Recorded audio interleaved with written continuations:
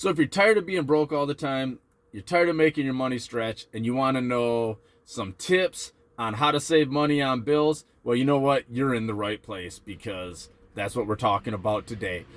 5 tips to save you money on your bills. So stick around.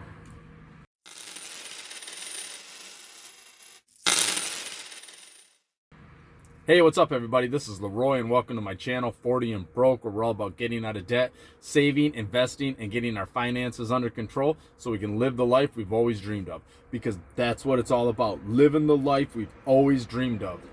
We're talking about 5 tips to save you money on your bills. Unless you're completely off-grid, living out in the wilderness, you're going to have a bill. You're going to have some sort of bills. So here are 5 tips on how to save money on those bills. Number 1, shop around. Look around for cheaper services, cheaper goods, things like that. Take your phone, for instance. Do you have a prepaid phone? I have a contract phone. I get it from Walmart. It costs me $61 a month, and I get unlimited everything. My service is pretty good. It's much cheaper than a normal contract phone.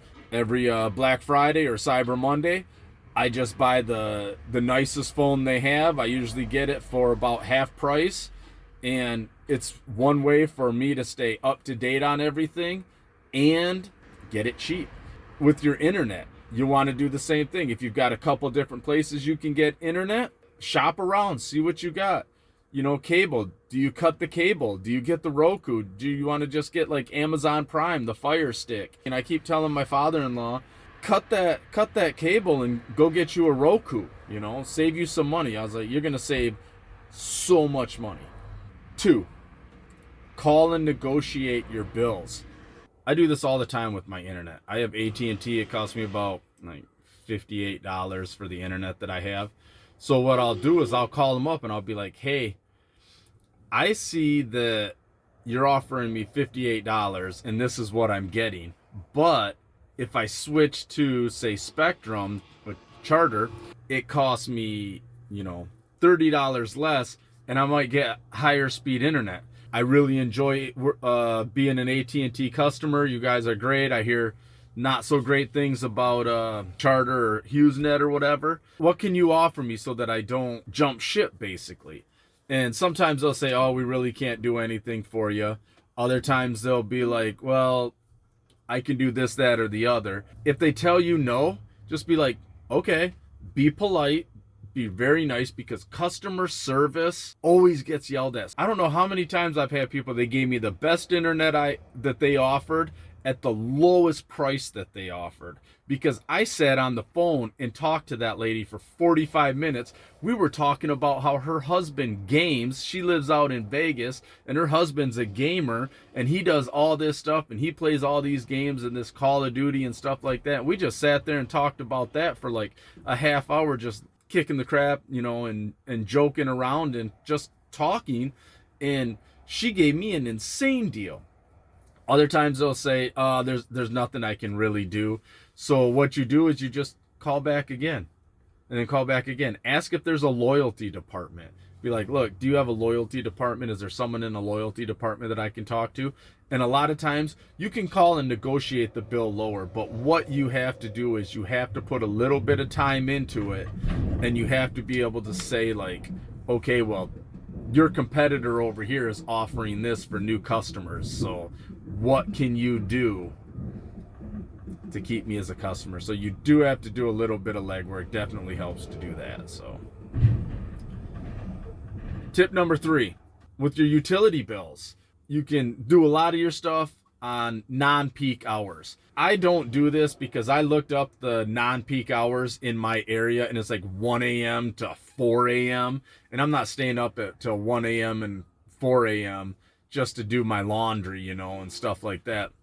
But if you're a night owl, you might as well wait to do your laundry. Do your laundry at 1 a.m., 12 and 5, whatever your off-peak hours are. All you got to do is look on you go to your utility company's website and type in non-peak hours, and they'll tell you when the peak hours are and when the off-peak hours are, and you save a little bit of money. And it might not be a whole lot, but it'll save a little bit.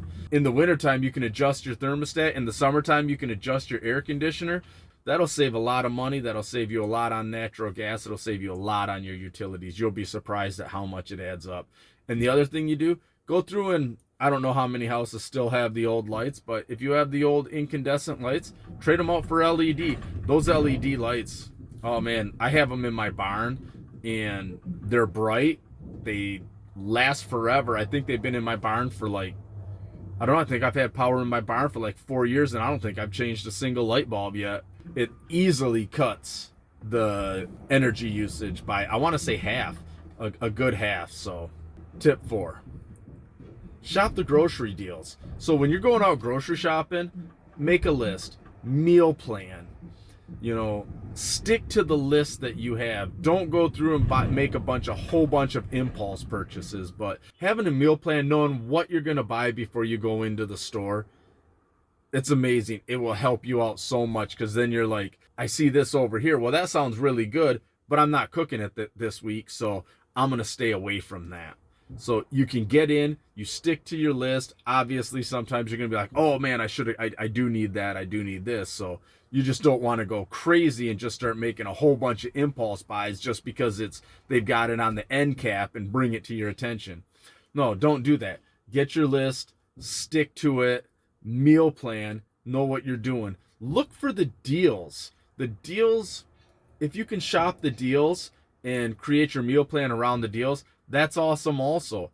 Switch to the store brand. A lot of times, the store brand and the regular brand, they're made in the same factory. Some of us are going to have store brand items that we do not negotiate with.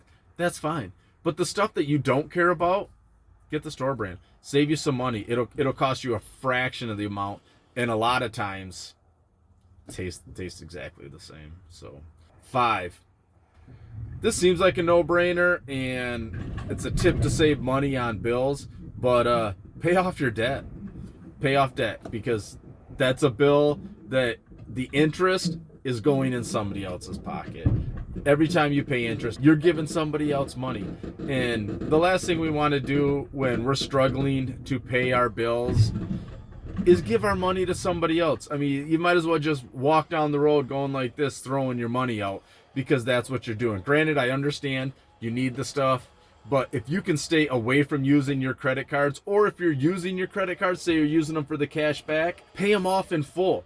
Even if that credit card offers a 2% cash back and you have a balance on it, anything else you put on it, make sure you pay it off in full and pay a little bit extra on what you owe. That way you're slowly eating down that debt that's on that credit card and not incurring any more debt. That's the biggest thing. Do not incur any more debt. So there's my 5 tips on how to save money on your bills. If you've stuck around this far, you're a rock star, and I've got a bonus 6 tip for you. So tip number 6, use cashback apps. I do this all the time. I have Receipt Hog, Ibotta, Receipt Pal, Fetch, Shopkick, Merrifield. I use all of these so that I can get some money back. Why? Because I want every little bit of dime back that I can get. If that's my money, if I can get that money back, I want it back into my pocket. So if you want to check out those cashback apps, I've got a link to them down in the description below. Go ahead, check them out. Any ones you use, I get referral points, you get referral points. They're all great. Obviously, they're down there because I use every single one of them. So there it is, everybody. 5 tips to save money on your bills. 1 bonus tip to get some of that money back into your pocket, and get out there and let's get your finances under control so we can live the life we've always dreamed of. All right, everybody. Have a great one.